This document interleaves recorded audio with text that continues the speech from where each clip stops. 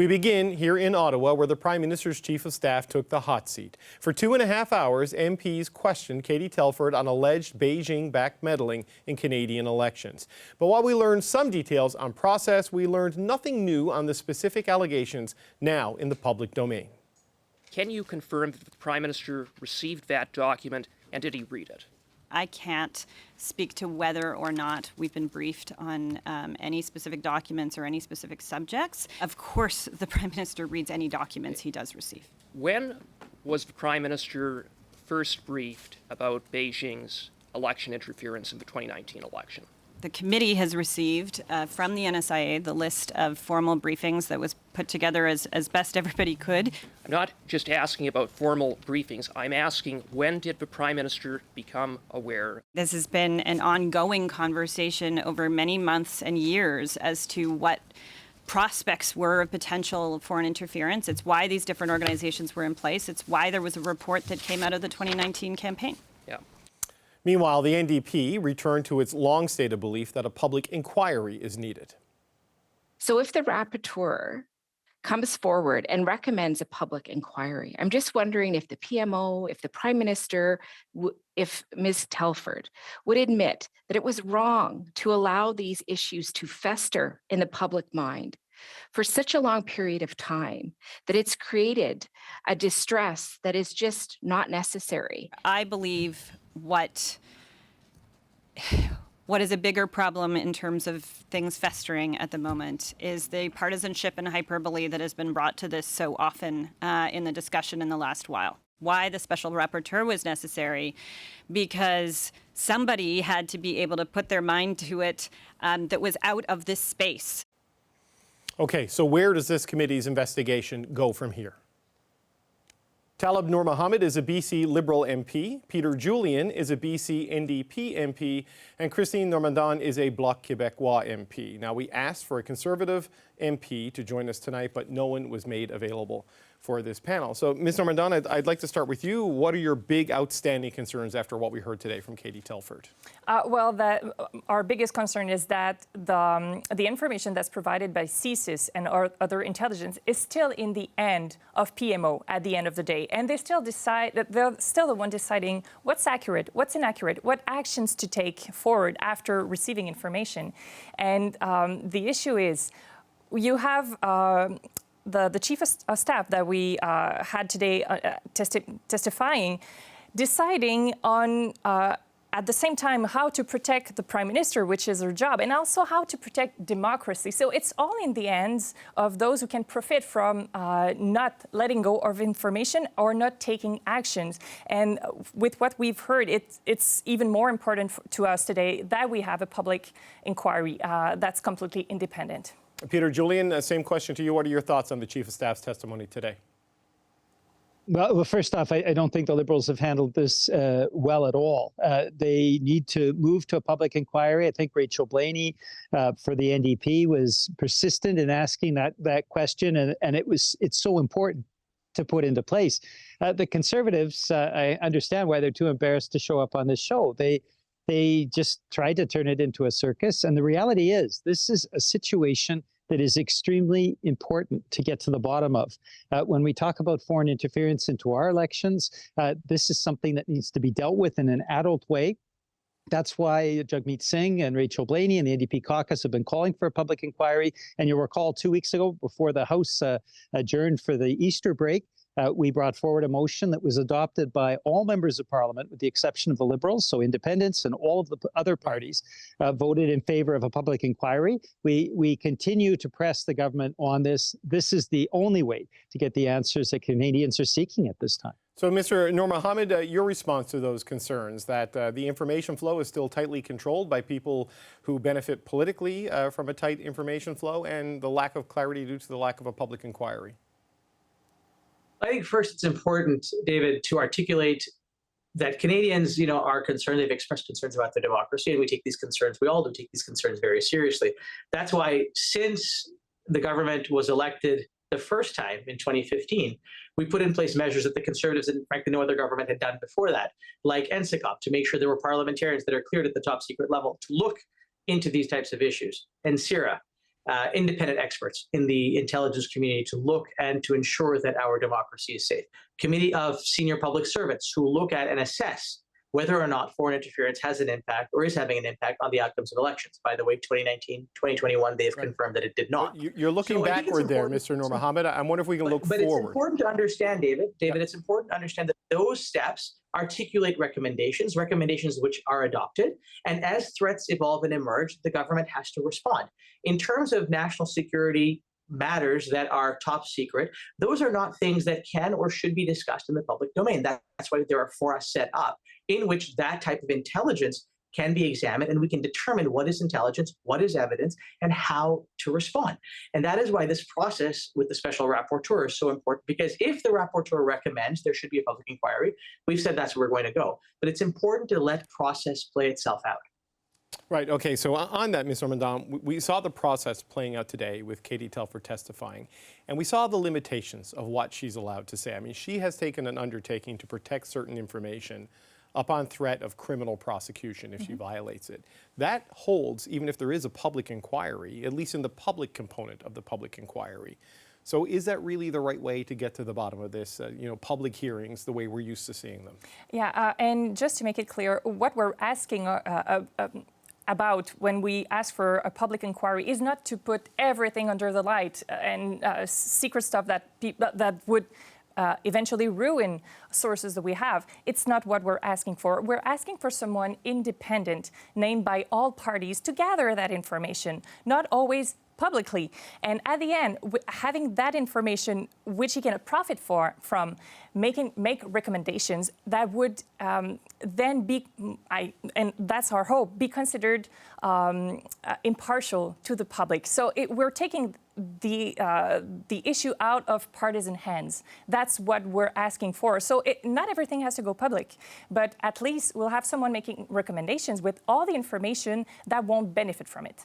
Right. So Peter Julian, as I understand it, that's not out of line with what would be acceptable for the New Democrats, right? If David Johnston comes back and decides a fully open 100% public inquiry is not the right way to go because of the sensitive nature of intelligence, and he instead recommends a hybrid investigative mechanism, would you accept that? Would the New Democrats accept that?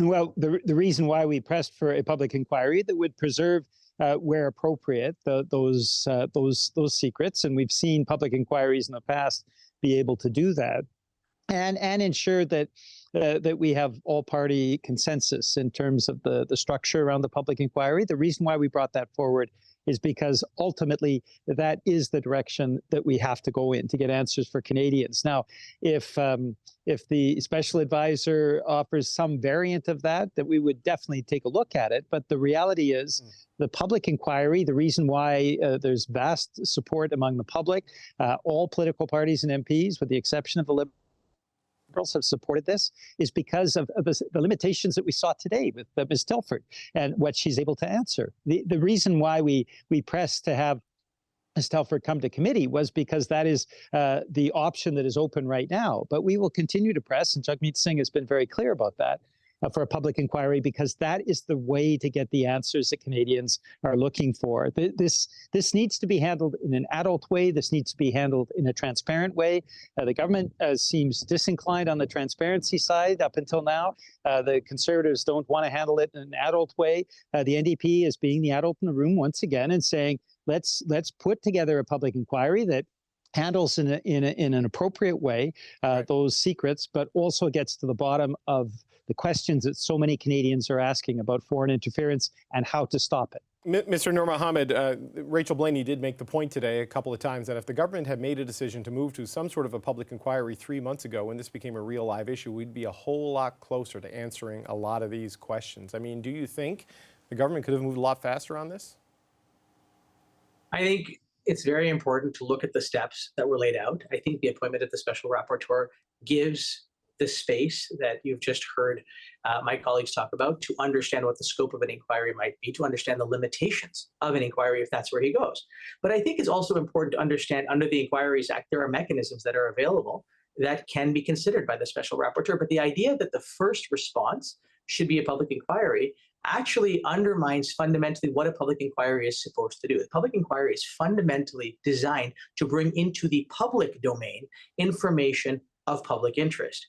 This does not allow, when you have the law that says, as you rightly said at the outset of this conversation, Ms. Telford dealing with top secret materials can't bring that into the public domain. All of what we are talking about here, so much of it is going to be classified in a manner that does not allow it to be used in a public inquiry unless that information is declassified. And so, whether a public inquiry will get to the outcome of getting to safer elections, I don't know if you can have that conversation where you can't actually talk about the materials that people want to talk about. Right. And so this is where that line, you cannot cross this line of compromising national security. And frankly, as Ms. Normandin says, of burning sources that are out there in the field doing really important work to keep this country safe. And it's a misguided notion to assume that it is that the PMO decides what is classified and what is not. And that's not how the system works. CSIS, the RCMP, our national security agencies work hand in glove in a nonpartisan fashion to determine how to keep this country safe. And that is what all of us should be working towards. And I think the adult conversation is really about how do we get that carefully. Okay, quickly, Mr. Julian, go right ahead. Yeah, I mean, I think the Liberals have just made the case, and Rachel Blaney was very eloquent on that today, that we need to move to a public inquiry. I mean, they're giving reasons why there are delays around this, but the reality is if you do the work and put in place the foundation for a public inquiry, there's obvious support from right across Parliament.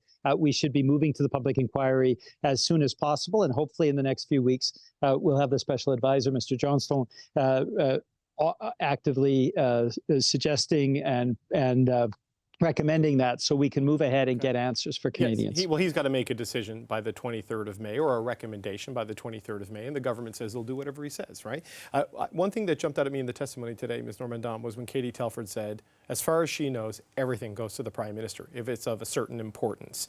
What do you make of that testimony from the Chief of Staff, that if it's a big bit of intelligence, it definitely ends up on Justin Trudeau's desk? Well, it just makes my point on the fact that everything's going through the Prime Minister, and he decides in the end what to do with it. Because that's a concern that we had in the beginning. Maybe some information is kept from him, as it was the case with Jonathan Vance, as Katie Telford publicly made people aware of. So if the PM didn't have all the information, it was a different scenario. Now we know that he has everything. And that's why it's important that we take that out of his hands and have someone impartial looking at information in order to make recommendations. And what we have right now is not working.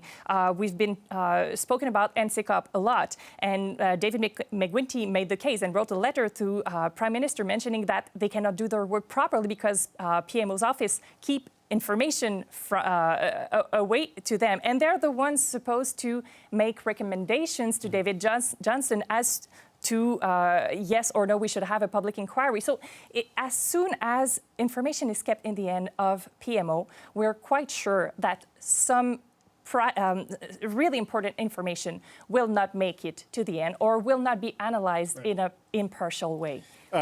Talib Noor Mohammed, a piece of information that was shared with the committee today was a series of dates where cabinet ministers, the Prime Minister, cabinet, and the political parties were briefed about national security issues by the national security agencies. And one date that jumps out to me is September 28th, 2019, which is 3 weeks before the 2019 election. And that aligns with global news reporting that 3 weeks before the 2019 election, the party was warned about the Chinese connections of the Don Valley North candidate, Han Dong. How should people interpret the existence of this briefing for Liberal Party of Canada representatives by national security officials in the run-up to voting day? I think it's important to do two things. One is in your preamble to the question, you noted that parties were briefed, right? This was not something that was exclusive.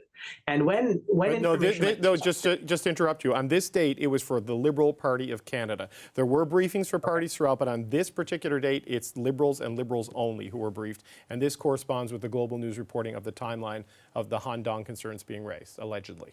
Right. And so on that basis, I would refer back to the report that was completed at the conclusion of the 2019 election, where senior public servants looked at all of the information, looked at all of the data, looked at all of the intelligence, around whether or not there had been interference that had had an impact on the outcome of the election.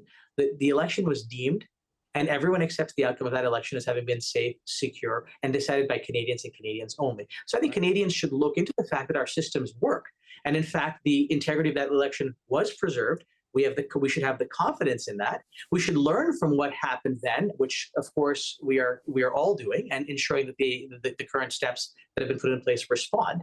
But Canadians should take from the process the confidence that in fact the system did work, and the elections were in fact deemed to be above board, safe, secure, and decided by Canadians and Canadians only. So I think that should give Canadians a tremendous amount of confidence. Right. Okay, I wonder if you can indulge me, get your quick reaction to some late breaking news this afternoon. Mr. Julian, to start with you, that the Pierre Elliott Trudeau Foundation, which has been caught up in all of this because of the donation it took in 2016, the interim chair of the board of directors has written the Auditor General, and asked them to do an investigation of this donation. What are your thoughts on that, Mr. Julian? Any reaction?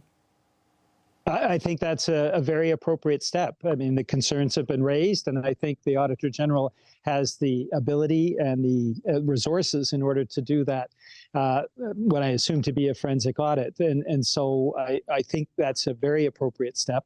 I would just come back to your previous question. In terms of where we need to go from here, the government simply cannot get away with saying everything is fine because previous elections didn't have a marked influence on results. We are seeing what is clear, a disturbing level of foreign interference. It is possible that foreign interference is growing. And so there is no guarantee that a future election will be free from foreign interference having the same impact as Russian interference had on the Trump election or on the Brexit in the United Kingdom. We have to be conscious of that, and that's why a public inquiry is so needed. Okay, Ms. Normandin, quickly on the Pierre Elliott Trudeau Foundation asking to be investigated. Well, we asked for it ourselves, so we consider it's a good idea. And it shows again that when it's someone impartial that's doing the examination, it brings more light, it brings more neutrality, and that's the exact same principle we want to see applied with a public inquiry. So we hope that we can see it so it sheds light and it brings back confidence. Okay, and Mr. Noor Mohammed, will this help clear things up? What do you think of this idea of the Auditor General looking into the Trudeau Foundation? Look, the Pierre Elliott Trudeau Foundation is an independent foundation. If they have chosen to go down that path, great. I think it's an important step, and I'm glad that they felt that that's the right step that they've taken it. I think to the other 2 points I just wanted to make, one is that Ms. Normandin wants someone independent, has said, look, someone independent needs to look into this and to make sure that everything goes well. And I think that's exactly what we have in Mr. Johnson. I'm looking forward to seeing what his recommendations are. And finally, to Mr. Julian's point, look, the reality absolutely is that we can't, we look at the lessons from the past elections, and the measures that are in place, the recommendations that will come, will preserve the next election and preserve the integrity of the next election. And this is all about making sure that the next election and the election after that are safe, and that Canadians can continue to know that it is only Canadians that decide the outcome of these elections, which is why these steps are critically important, and which is why our government has said whatever the recommendations are of the special rapporteur, we are going to accept them unequivocally. Okay, we've got to leave it there because we're out of time. I want to thank you all, Talib Noor Mohammed, Peter Julian, Christine Normandin. And in case you missed the beginning of the panel, I should note that we did ask for a Conservative MP to join this discussion, but no one was made available. MPs had their long-awaited chance today to grill the Prime Minister's Chief of Staff on allegations of foreign interference in Canada's elections. But what Katie Telford can disclose publicly is bound by the Security of Information Act. And here she is explaining that predicament. Whether or not it's inaccurate, I can't answer. Because if I started to answer the things that were either missing or inaccurate in some of the specific questions that you're getting into, it is as much as confirming than some of the other things that you might be raising. Thank you. We're joined now by Tim Murphy, former Chief of Staff to Prime Minister Paul Martin, and David McLaughlin, former Chief of Staff to Prime Minister Brian Mulroney. Gentlemen, thank you for joining me. Nice to be here. Not at all. Tim, I'd like to start with you. We talked about this the other night on this show. You know, as a former Chief of Staff, you're familiar with the laws that are in place limiting what you can and can't say in an environment like this. So help us understand why Katie Telford was so limited in what she could do today. Well, you are subject to, obligations under national security laws. For example, I am still unable to talk about certain things. I was given certain advice by, our intelligence agencies told that I needed to act on it, but told that I couldn't tell anyone I needed to act on it and couldn't tell anyone that I was acting on it or why I was acting on it. So so now communicate that. So you can see well the challenge. She was clearly very careful in terms of circumscribing the kinds of things she could talk about. And at any time you got near that kind of third rail of intelligence information, she had to back away. And that was a necessity of her personal obligations, but frankly, also our obligations as a country to our allies, not to be the sieve through which intelligence can drift. And so I think, it makes for a sometimes very difficult position to be in. But I thought she, towed that line very responsibly, responded where she could, and had to draw the line where she needed to. David, what's your assessment of how she did? Not dissimilar to what Tim was saying. I mean, she went in fundamentally fettered by what she could say and what she couldn't say. And she very properly used her opening statement, I think, to frame that and actually schooled the folks in the country in the best possible way as to the nature of the accountability relationships and the framing of what you can and cannot do when you're in a position of that authority with the information that you have. And that was a very useful thing to do. So took advantage of the committee on that appearance on that front. Having said that, I think everybody will go away, kind of vaguely dissatisfied by the whole thing, right? One, that it happened, if you're in the case of Katie Telford and the PMO and the government, that, don't you get it? This is a situation. And the opposition thinking if they actually thought they could get new information that was not on the public record, they were properly disabused of that. So I think, vaguely dissatisfying, if you will, but, perhaps a necessary step that we have to go through to get to what I think will ultimately be the real game, which is an independent public inquiry into the whole affair. Yeah, Tim, to pick up on David's point there, the opening statement was kind of like national security Sesame Street, right? The building blocks of this is what I'm allowed to do and this is what I get. But you saw the political reaction right away, right? You had the Bloc and the NDP saying this just means there needs to be an inquiry. And then you saw the Conservatives saying you're conveniently not answering questions and using this as a shield. So in terms of the political management attempt today, how effective do you think it was? Well, I think it was, look, I think David is right. I mean, everyone's going to come away a bit dissatisfied. At the end of the day, I actually think the opposition made a mistake in focusing all of this on Katie Telford. Because to the extent you want those issues to come with a political consequence, I mean, yes, she's the chief of staff, but at the end of the day, she's a staff person, and so it kind of frees up, frankly, the government a bit to say, well, you've got, the highest person, why do you need any more? But I do want to address this issue about a public inquiry and the sort of glib assumption that it's a possible and easy way to deal with this. Understand exactly the limitations that Katie Telford communicated she was under, and I'll apply that to a public inquiry. Sorry, we have to go out of the public inquiry because now we're dealing with confidential information related to activities by potential foreign governments, foreign players, domestic players, whatever it is. And suddenly you say, well, how do you talk about that? And if you undertook efforts to deal with it, oh, wait, that's subject to those security requirements, you can't talk about that. How does a full public inquiry in that context make any sense? It's going to be a, kind of a weird process, which is why I think fundamentally the government said, Special Rapporteur, Right Honorable David Johnston, please help us figure this out, because the government's not afraid of a public inquiry. Frankly, the Emergencies Act inquiry, I thought, was one of this government's best moments in the last year. So I don't think it's because they're afraid of this issue. I think they didn't really know how to make it work. So, David, how do you make it work? Well, we have to understand that the issue really has to move beyond what did Katie Telford know and when did she know it, or even to a degree, what did the Prime Minister know and when did he know it. A public inquiry isn't about the government. I mean, it will bring that in. Let's go back to what citizens and us as Canadians, what are we concerned about? We're concerned fundamentally about two things. One, that our elections are safe and secure. And two, that the outcomes of those elections are legitimate. That's the bigger picture here. And then, frankly, none of the other stuff matters if we don't have that, in my view. And so a public inquiry can help reassure Canadians that, in fact, on the two big issues of safety and security of our elections and legitimacy of outcomes, legitimacy of results, that we are, in fact, okay.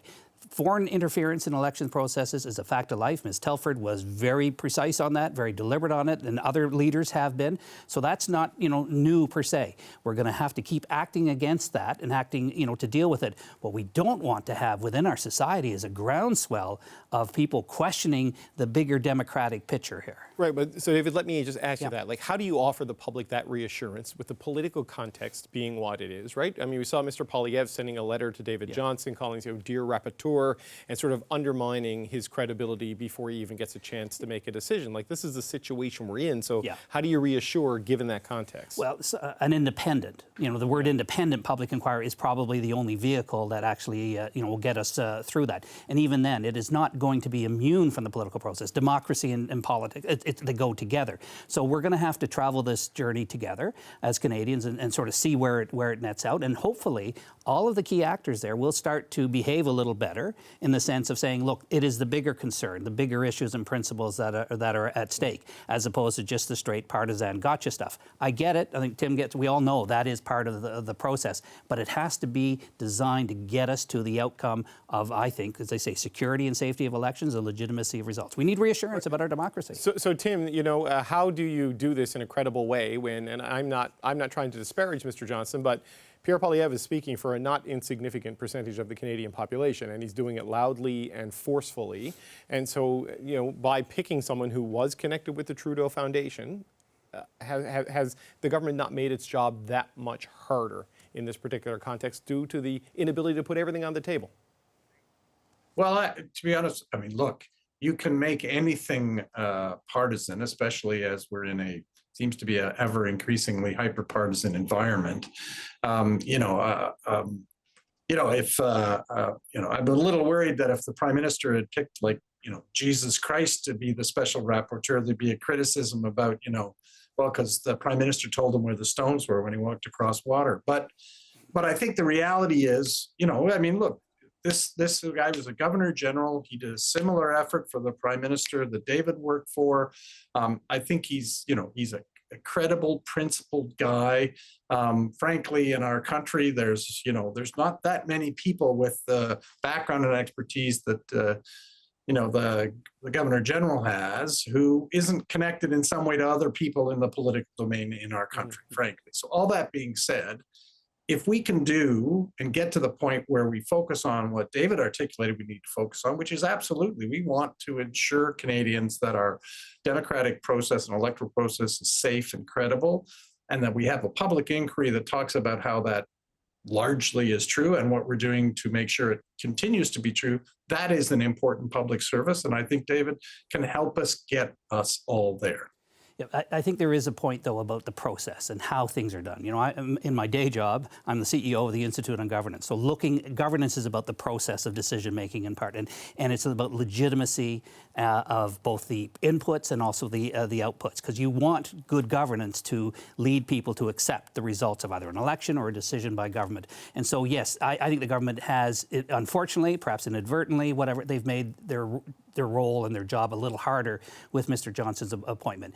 Not criticizing him as an individual and stuff. He will bring, I'm sure, all of the right perspective and be as proper as he can be. But at the end of the day, it is not about Mr. Johnson. It is not about Mr. Trudeau. It's not about Ms. Telford, and not about Tim or myself. It is about Canadians having confidence in the process of democracy, in the legitimacy of the election, and how it's being operated. And so, yeah, in this process, Mr. Johnson may get in the way. Let's hope it doesn't.